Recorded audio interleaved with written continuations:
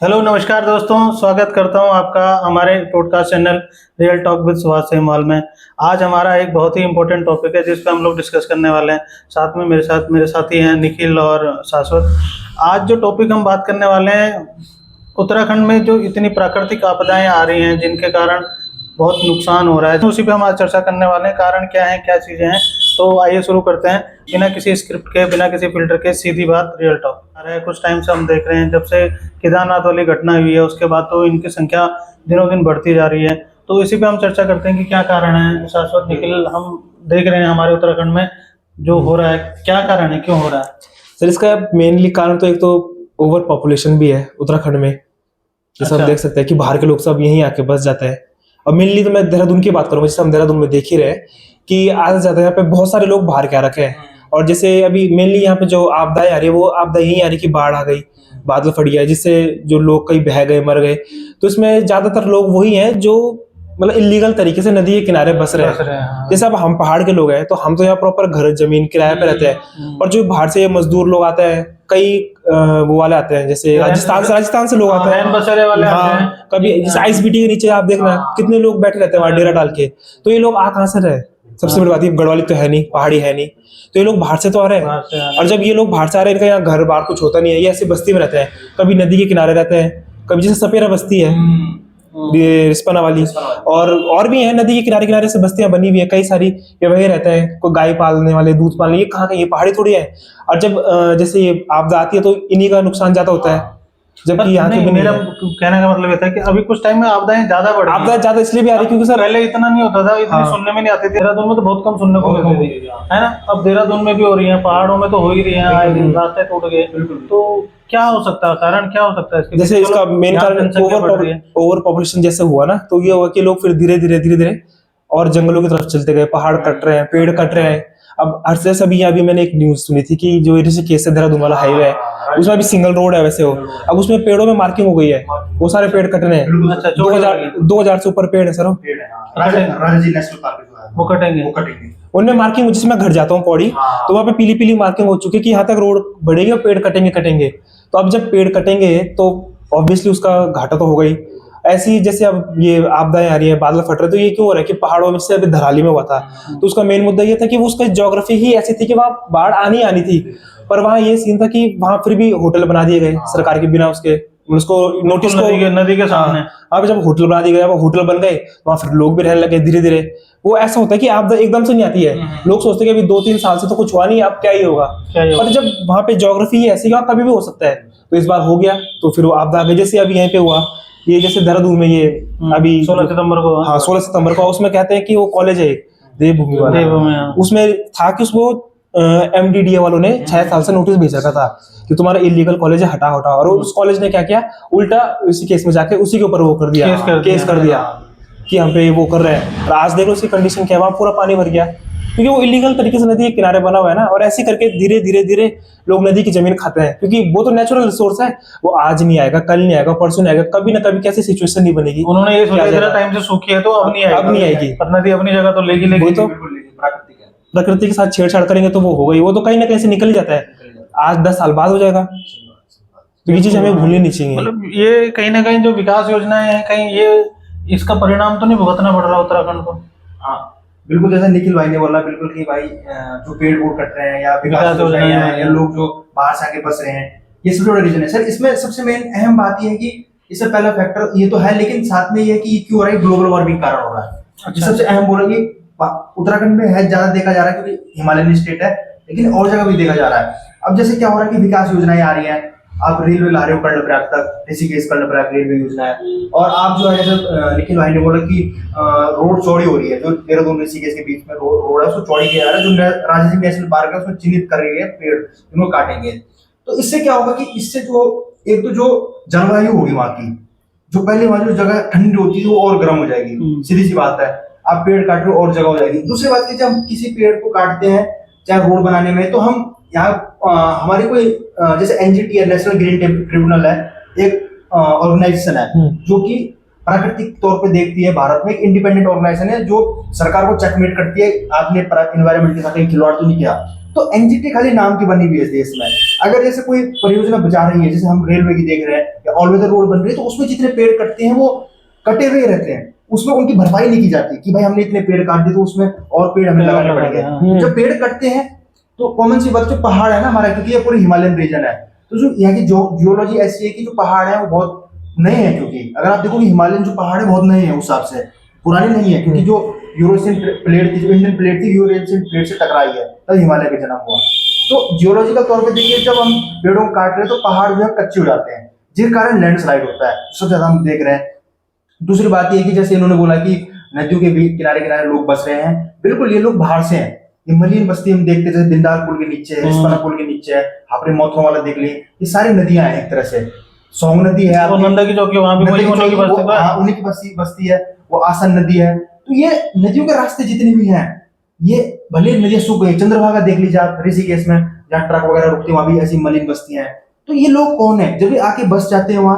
और कई लोग, जैसे हमने देखा मालदीव में 16 तारीख को जो आपदा आई, तो उसमें यहाँ के डीएम ने, जो सविन बंसल जी हैं, उन्होंने एक होटल पे 6 करोड़ का फाइन लगा दिया है, क्योंकि वो होटल जो है नदी के बीच में बना था, और जब बादल फटा तो उसके कारण वो होटल के कारण नदी ने अपना रास्ता बदल दिया, ये हुआ, उसके कारण वो आपदा आई। ये अभी मैं न्यूज में देख रहा था। तो इन लोगों के कारण जो व्यवसाय के लोग हैं, जो होटल देखो क्या बाहर के लोगों के हैं, तो ये बिल्कुल मतलब कोई सिस्टम नहीं है, कोई कानून नहीं है, बेरोक टोक कहीं जो है होटल बना रहे हैं, कई भी लोग बस रहे हैं मलिन बस्ती में, उनको फिर राजनीतिक पार्टियां भी अपने वोट बैंक के लिए बसा रही हैं। बिल्कुल, ये तो एक फैक्ट है, आप देख लीजिए। तो इससे नुकसान किसका हो रहा है? लोगों को नहीं हो रहा, इससे प्रकृति का हो रहा है, प्रकृति का हो रहा है, वनस्पति जो जीव है। हम तो चलो हम ह्यूमन मेड गलतियां हैं, इससे बेचारे जीव भी प्रभावित होते हैं, इतने जीव मारे जाते हैं। और सबसे मेन बात है कि मूल निवासी जो गढ़वाली लोग हैं, हमें इससे बहुत नुकसान हो रहा है। पहाड़ों में बादल फट रहे हैं, जगह जगह चीजें हो रही हैं। तो इसमें एक बिल्कुल नीति बना के, संतुलन बना के चलना बहुत ज्यादा जरूरी है। सरकार जो विकास योजनाएं चला रही है वो तो हमारे फायदे के लिए चला रही है, उससे तो हम लोगों को या आम जनता को फायदा ही होना चाहिए। तो आप लोग कैसे उसको नुकसान बता रहे हैं? नुकसान कैसे हो रहा है? उसका नुकसान सर ऐसा हो रहा है, जैसे मान लीजिए अभी ये दिल्ली देहरादून वाला हाईवे बना, इससे पहले भी लोग जा ही रहे थे, पर इससे जैसे अभी ये बने कि 2 घंटे में दिल्ली से देहरादून पहुंचा जाएगा, तो उसका नुकसान तो सबसे पहले यही हुआ कि अननेसेसरी जो पेड़ कटे, उनका कोई वो नहीं है कि उनके बदले सरकार ने क्या रिप्लेसमेंट डाला, वो भी तो एक तरह से डिफॉरेस्टेशन हुआ, काफी पेड़ कटे। फिर उससे क्या होगा कि 2 घंटे से दिल्ली से देहरादून, तो सोच लीजिए कि लोग कितनी स्पीड में चल रहे हैं, हाँ, और पब्लिक कितना ट्रैफिक यहाँ देहरादून में बढ़ जाएगा। तो इतनी जरूरत भी नहीं थी, इतनी जरूरत नहीं थी। पहले भी लोग आ ही रहे थे, अभी भी आ ही रहे हैं। विकास तो चलो ऐसा होता है कि पहले भी हो रहा था, अभी भी हो रहा है, तो चलो जरूरत होती है, पर ये एक अननेसेसरी हुआ, ये फालतू टूरिज्म के नाम पे हुआ है, जो कि पहले ओवर क्राउडेड है। अब आप खुद ही देख लीजिए, 2 घंटे में यहाँ आ रहे हैं तो लोग कितने एक्सीडेंट के केसेस आ चुके हैं वहाँ पे, कितने तो एक्सीडेंट हो रहे हैं। मतलब पहले प्लान करके आते थे, वो वीकेंड में आ गया। जैसा क्या था, पहले लोग सोचते थे कि चलो आज छुट्टी पे कहीं जाते हैं, फुल प्लानिंग।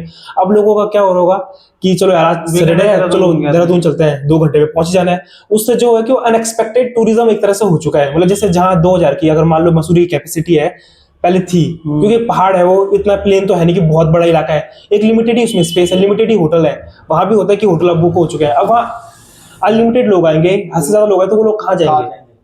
तो उनके फिर स्टे के लिए फिर रास्ते में जाम है, मतलब हम क्षमता से बढ़ के चीजें ज्यादा बढ़ गई है, जिससे नुकसान हो रहा है, कहीं ना कहीं नुकसान हो गई। उसको नुकसान ये होगा कि आप खुद ही देख लो, आप देहरादून में कितने एक्सीडेंट होने लगे हैं, पहले इतने नहीं होते थे। अब जब मैंने हाल ही में पिछले 1 साल से तो मैं काफी एक्सीडेंट सुन रहा हूँ, तो उनका कारण क्या है? जो लोग बाहर से ही आते हैं, रैश ड्राइविंग करते हैं, फिर रात को सारे उन्हीं का तो नतीजा ही है। और उनके चक्कर में जाम लग रहा है इतना। हाँ बिल्कुल, जैसे निखिल भाई ने बताया कि बाहर के लोग आ रहे हैं, जब आप इंफ्रास्ट्रक्चर बनाते हो किसी जगह के लिए, तो उससे क्या होता है कि लोग ज्यादा आने लग जाते हैं, सुविधाएं हो जाती हैं। सुविधाएं भी वहां हम कर सकते हैं जहाँ उतनी जगह हो। अब आप कैपेसिटी एक कमरे के बराबर में 10 लोगों को डाल दोगे एक साथ, तो वो फिर बिल्कुल मतलब मिसमैनेजमेंट हो जाएगा।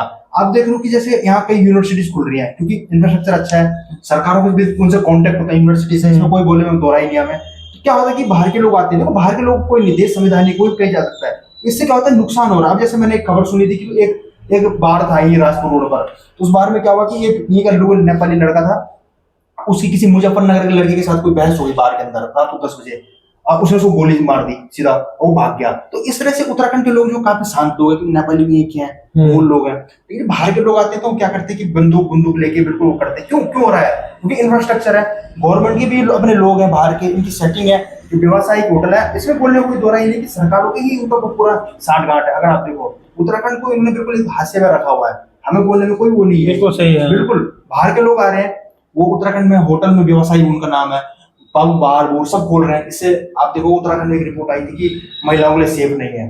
धीरे धीरे करके ये चीजें भी आप क्राइम की तरफ जाती है चीजें। अभी हमने पिछले साल सुना था एक जीएमएस रोड पे जो केस हुआ था इनोवा वाला हाई राइडर ONGC चौक। चौक, बिल्कुल सही बोला। उसमें कैसे उनकी गर्दन अलग हो गई थी लड़कों की। वो लड़के बाहर के थे, रात को नशे में कहीं पब से आए थे, बिल्कुल बहुत रैश ड्राइविंग कर रहे थे, इनकी स्पीड बहुत ओवर लिमिट थी उनकी स्पीड में। तो कहने का मतलब ये है कि सरकार विकास तो कर रही है, लेकिन एक तरह से विनाश भी जा रहा है, क्योंकि इसमें जान मान का खतरा है। इसमें पॉलिटिशियन के भी मिली भगत है। बिल्कुल है सर, है ना, बिल्कुल मिली भगत इनकी है। गुंडागिर्दी देखो, जब पॉलिटिशियन भी हाँ। आपने सुना होगा, जब पिछली बार हरिद्वार में वो कौन है, वो खानपुर विधायक, कुमार पटेल चैंपियन, खुलेआम वो तो बंदूक लेके फायरिंग कर रहे फायरिंग कर रहा थे। था। तो जब ये लोग रसूखदार अपने पावर दिखाते हैं, तो लोग उनकी जनता पे क्या प्रभाव क्या पड़ेगा। प्रभाव, और ये बिल्कुल जितने भी हैं रसूखदार सब बाहर के ही बाहर के हैं, है ना। बिल्कुल सही। जैसे वो खानपुर का था, तो दूसरा उसमें- वो हाँ। क्या था उसका नाम, पता नहीं, एक तो वही था प्रणव था, प्रणव कुमार, दूसरा क्या था, उमेश कुमार। उमेश कुमार। वो एक्चुअली में वो वहाँ पर कास्ट वाला मामला था। उमेश कुमार पंडित था और वो गुज्जर था, वहाँ पे उनका जातिवाद था। लेकिन कहने का मतलब है कि कानून सबके लिए एक होना चाहिए। खुलेआम फायरिंग कर रहे हैं। फायरिंग हो रही है। तो दूसरे इसमें एक और मैं अभी जोड़ना चाहूंगा, जैसे अभी खबर आ रही है कि जो केदारनाथ है ना, तो केदारनाथ में रोपवे सर्विस लग रही है। मतलब जो रोपवे होती है, ट्रॉली होती है, वो लग रही है। तो आप ये मुझे एक बताएं कि हम मेरे ख्याल से गौरीकुंड या सोनप्रयाग तक बस जाती है, वहां से पैदल चलना पड़ता है 16 किलोमीटर, वही है। तो वहां से लोग या फिर उनमें घोड़ों में जाते हैं, घोड़े खच्चरों वो में रास्ता भी कम कर रहे हैं, कम कर रहे हैं, तो उसको रोपवे लगा रहे हैं 16 किलोमीटर की। अब वो प्रोजेक्ट किसको दे रहे हैं? गौतम अडानी जी को। तो ये एक बिल्कुल देखो, हम इसमें कोई राजनीति करेंगे, लेकिन कहने का मतलब है कि अगर आप हर धार्मिक स्थल को एकदम टूरिज्म बन रही है ना, कॉमन सी बात है, रोपवे लगा रहे हो, इससे टूरिस्ट ज्यादा लोगों को खींचने ज्यादा लोग, हाँ, बिल्कुल है। मतलब इसको अभी एक रिपोर्ट आई थी कि इको टूरिज्म नहीं, ईगो टूरिज्म है। इसमें ईगो है सरकार की, इसको हम ईगो टूरिज्म बोलेंगे। ये तो इको टूरिज्म होता है, जिसमें क्या होता है कि इको फ्रेंडली टूरिज्म आप बिल्कुल उससे करें, मतलब हर ग्रीनरी वो करें। ये ईगो टूरिज्म है। आप ज्यादा लोगों को लाना चाह रहे, ताकि पहले 2,000 लोग आते थे, अब 20,000 लोग आएंगे, क्योंकि ट्रॉली है। अब लोगों को लगे कि आसान हो गया, आसान हो गया, सब टूरिज्म को बढ़ाने का टूरिज्म चक्कर बढ़ाने है। का है। इससे क्या होगा कि आप देखें, हमने 2013 प्राकृतिक आपदा है कि जैसे मैं इसमें जोड़ूंगा कि देविया शक्ति, जैसे उत्तराखंड में बोला जा रहा है कि देविया शक्ति का भी एक प्रकोप है। तो इस साल 2025 में इतनी आपदाएं आई हैं, हद से ज्यादा आपदाएं आई हैं। तो इसमें देविया शक्ति हम जैसे देखते हैं कि माँ धारी देवी ये जो है श्रीनगर से आके, तो जब 2011 में केदारनाथ उसमें, हाँ 2011 में जब धारी देवी को उन्होंने झील बनाई नीचे, तो उस मंदिर को एक लिफ्ट करके उठा के किनारे करा, तो उसके कारण कहते हैं कि 2013 में आपदा आई। पंडित ने या देवी देवताओं ने जो पहले बोल दिया था कि आप बिल्कुल छेड़छाड़ टैंपरिंग न करें, प्राकृतिक है।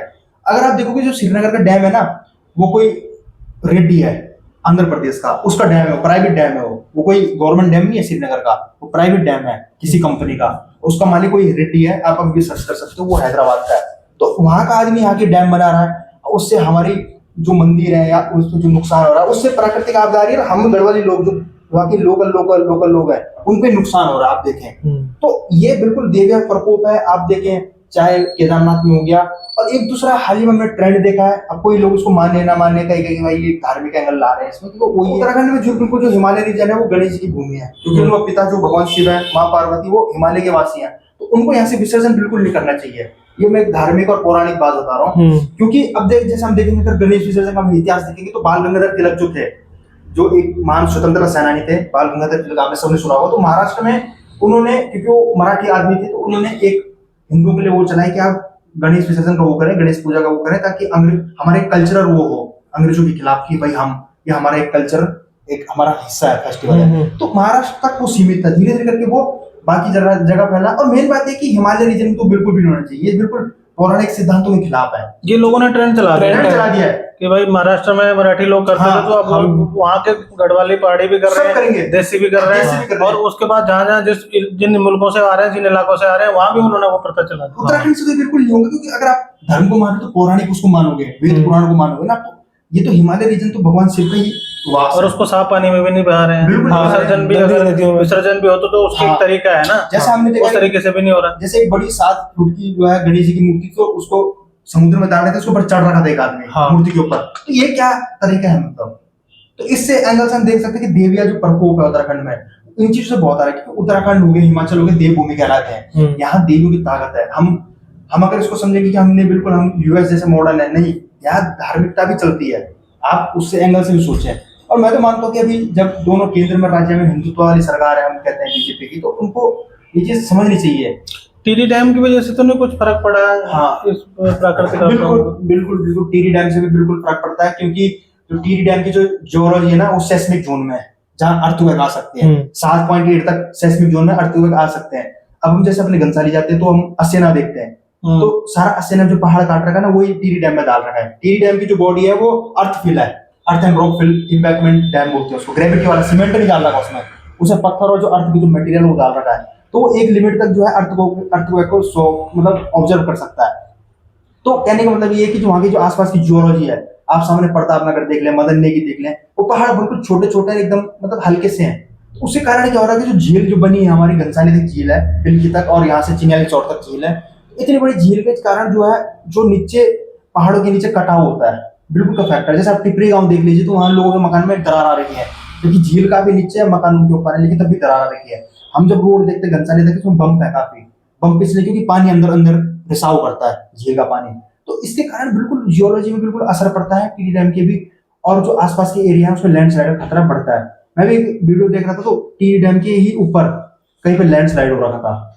तो देख लीजिए कितना सेंसिटिव जोन है, कि अगर आप ऐसे पहाड़ हिमालयन रीजन में तो बहुत नाजुक है, अगर आप डैम जैसी चीजें बनाओगे उससे कितना वो होगा। और ऊपर से उसका पंप स्टोरेज प्लांट पीएसपी वो भी बन रहा है टीडी डैम का। तो इससे मतलब विकास के साथ आप हमें विकास हमेशा बैलेंस के साथ करना चाहिए। विकास भी हुए, अब जैसे आप अगर हीरो होंडा 100 सीसी वाली बाइक को जो है आप 1000 सीसी की बाइक समझोगे, उसको वैसे भागोगे तो वो ठुकेगी, बिल्कुल ठुकेगी, कैपेसिटी होती है। वैसे उत्तराखंड की हिमालय की भी कैपेसिटी है, कितना विकास से झेल सकता है। प्लेन्स में आप कुछ भी बना लो, लेकिन एक जियोलॉजी होती है, जियोलॉजी एक सब्जेक्ट है कि आप उसकी अर्थ देखें, उसके अंदर कंपोनेंट देखें, रॉक देखें, उस हिसाब से आप विकास कर सकते हो। जैसे ट्रेन ला रहे हैं, उसका मैंने समझा कोई औचित्य है, जो कंडक्टर है उससे काफी श्रीनगर में मकानों पे जो है काफी क्रैक्स आ चुके हैं लोगों के। तो ये मैं नहीं समझता कि ये कुछ विकास है, मैं समझूंगा कोई विनाश है। जो विकास योजना है मतलब ये प्लानिंग करके नहीं आ रही हैं, बिल्कुल पहाड़ों के जो मतलब उस नेचर को या पहाड़ों की क्षमताओं को ध्यान में रख के नहीं बनाई जा रही, सिर्फ लोगों के आपसी फायदे के लिए बनाई जा रही है, और अपना टूरिज्म बढ़ाने के लिए, टूरिज्म बढ़ जाए, व्यवसाय बन जाए, हमारे लोगों को होटल खुल जाए। और इससे नहीं होगा, इससे तो वहाँ लोकल लोगों की जो दिक्कत होंगी, कितने बादल फट रहे जगह जगह। धराली देख लीजिए, आप जो भाई ने कहा कि उन्होंने होटल ऐसी जगह बनाया था, पुराने लोग थे, लेकिन पुराने लोग जो मूल निवासी हैं उनको पता है कि कहाँ पे बनाना है, उन्होंने वहाँ बनाया। लेकिन जो होटल वाले थे, चाहे वो उन्होंने बनाया हो, उन्होंने ऐसी जगह बनाया, नई जनरेशन ने ऐसी जगह बनाई कि वो एकदम गधेरा था, पूरा बह गया। और ज्यादातर मैंने देखा पहाड़ों में जितने होटल हैं, ये जितने बड़े बड़े लोगों ने जैसे रेस्टोरेंट खोले हैं, ये ज्यादातर बाहर के लोगों के, हाँ बाहर के लोगों के, ये सबसे बड़ी फैक्ट है ना। और उनको जमीन हम ही पहाड़ी लोगों ने दी है। ये दुर्भाग्य तो इस चीज का है कि हमें पहाड़ी लोगों ने अपने थोड़े से फायदे के लिए अपनी जमीनें बेच दी और उन्होंने बड़े बड़े होटल बना दिए। तो और ये बड़े सोचने का विषय है। इसमें मैं एक अंदर ये भी जोड़ूंगा कि हम जो यहाँ के लोकल लोग हैं, जो उत्तराखंड बना, तो हमारे पास अभी भी यहाँ की जंगल या पानी पे कोई अधिकार नहीं है, ये सब सरकार का है। और हम इसमें एक अपना जो हमारा पेड़ है जो हमने लगाया अपने खेत में, हम उसको काट भी नहीं सकते। काटना तो खैर गलत बात है, लेकिन एक ऐसा मैं बात कह रहा हूँ कि हमारे से कोई अधिकार ही नहीं है। उल्टा बाहर के लोग आ रहे हैं, क्योंकि सरकार के साथ मिली भगत है, बिल्कुल उसमें कोई दोहराई नहीं है। और ये बिल्कुल डिस्ट्रक्शन की तरफ जा रहा है, साफ सीधी बात है। इसी के साथ हम ये कहना चाहते हैं। तो देखो, आज के जो टॉपिक पर हम चर्चा कर रहे हैं, इसका हमारे पास कोई निचोड़ तो नहीं है। हम चर्चा हमने करी है, बट हम इसका निष्कर्ष नहीं निकाल पाए कि हम लोग जरूर इसमें जागरूकता पैदा कर सकते हैं, एक मुहिम जरूर चला सकते हैं। हम अपने अगर इंडिविजुअल सभी लोग अगर खड़े होकर ये बोलें कि भैया हमें विकास बाद में देखना है, पहले अपनी प्रकृति को बचाना, उत्तराखंड की धरोहर को बचाने के लिए हम लोगों को एक मुहिम जरूर चलानी चाहिए। इसी पॉइंट पे आज मैं फिर से धन्यवाद करता हूँ निखिल भाई का, शाश्वत भाई का, कि दोनों ने अपने विचार रखे। और आशा करता हूँ आप लोगों को भी हमारे इस टॉपिक पर डिस्कशन अच्छा लगा होगा। अगर अच्छा लगा तो लाइक जरूर करें, शेयर करें और सब्सक्राइब करें अगली पॉडकास्ट, अगली वीडियो के लिए। धन्यवाद।